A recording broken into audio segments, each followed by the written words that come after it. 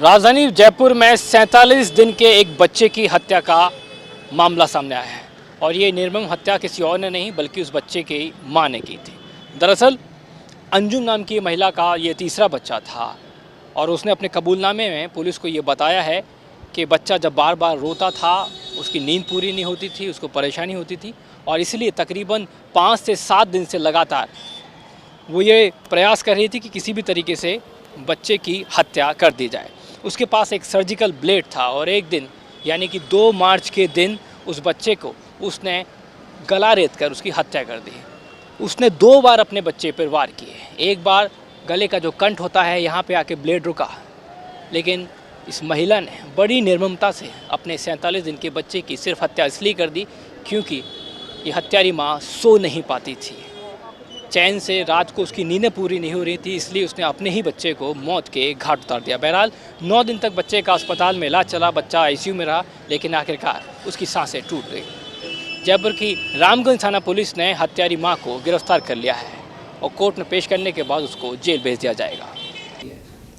ये शुरू में हमारे पास में जो इसकी इन्फॉर्मेशन थी वो ये था, माँ के द्वारा वहाँ घर पे जब वो घटना हुई थी तो माँ तीसरी मंजिल पे रहती है और उसने ये बताया था घर वालों को चिल्ला करके कि बच्चे का कोई गला काट गया, गला काट के भाग गया। कहने का अर्थ ये था।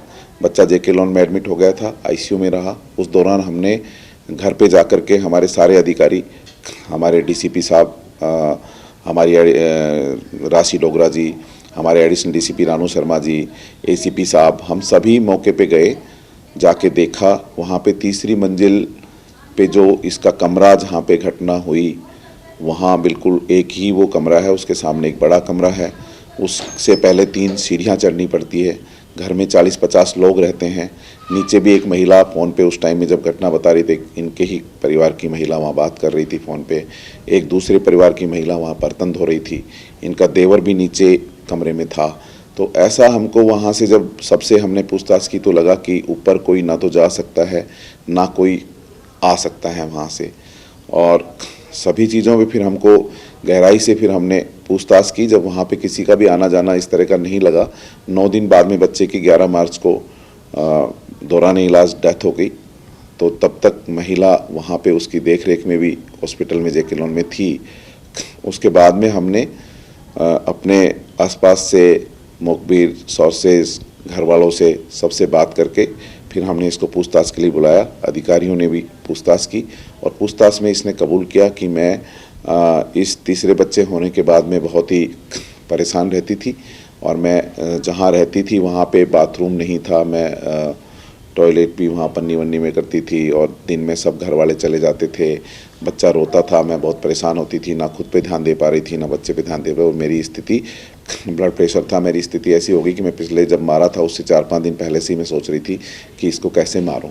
फिर मैंने बहुत तेज़ 2 तारीख को 12 बजे के आसपास इनको कोई ऐसा बोला, मुझे एकदम से बहुत तेज़ गुस्सा सा आया और मैंने वो सर्जिकल ब्लेड लेकर के और गला काट दिया।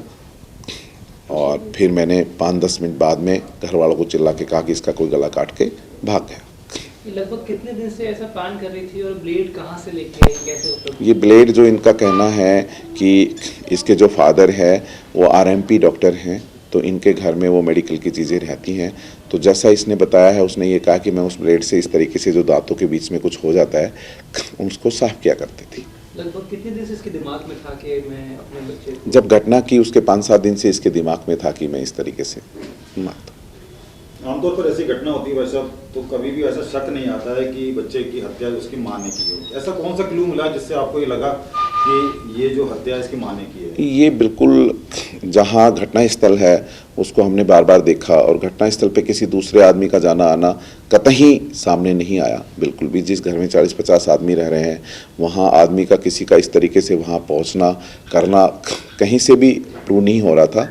और फिर प्लस इसकी बातें करना, घर वालों के साथ इस तरह बातें करना कि इसको वापस ले लो, इससे फिर हमने इस पे शक होने के बाद में इनसे पूछताछ की। क्यों किया आपने आपके बेटे के साथ में ऐसा? सर मैंने किया नहीं, मेरा दिमाग ऐसा हो गया था, संतुलन में नहीं था। मैं तो खुद बहुत प्यार करती हूँ बच्चों से मेरे, आप चाहे किससे पूछ लो मेरे बारे में।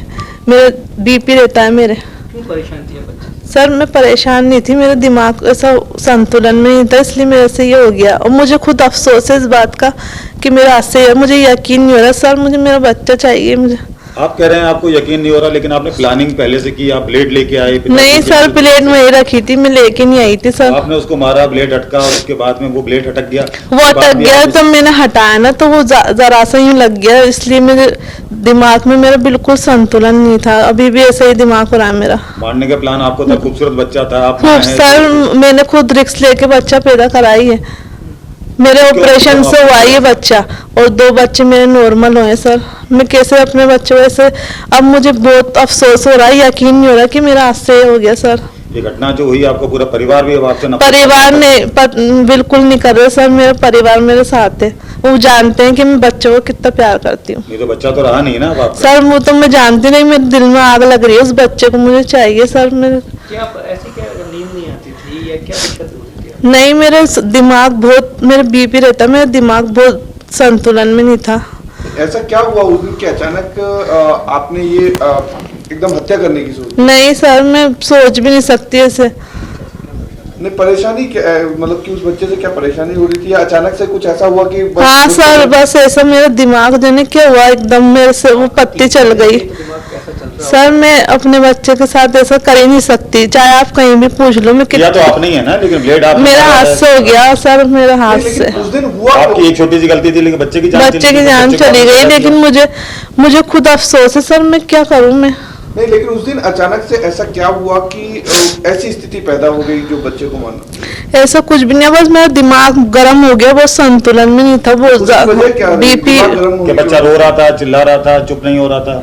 नहीं, ऐसा तो कुछ भी नहीं था सर, पता ही नहीं सर। मैं खुद अफसोस में हूँ इस बात से। गला बच्चे का रहता सर, फिर मैं उसको देख के मैंने उसको सीने से लगाया, मेरे देवर को आवाज दी मैंने सर। आपने झूठ बोला फिर लोगों को सर वो मेरे दिमाग ऐसा हो गया कि मैं क्या क्यों, मैं डर गई। मेरा पति मुझे छोड़ नहीं दे, मेरे ससुराल वाले मुझे छोड़ नहीं दे।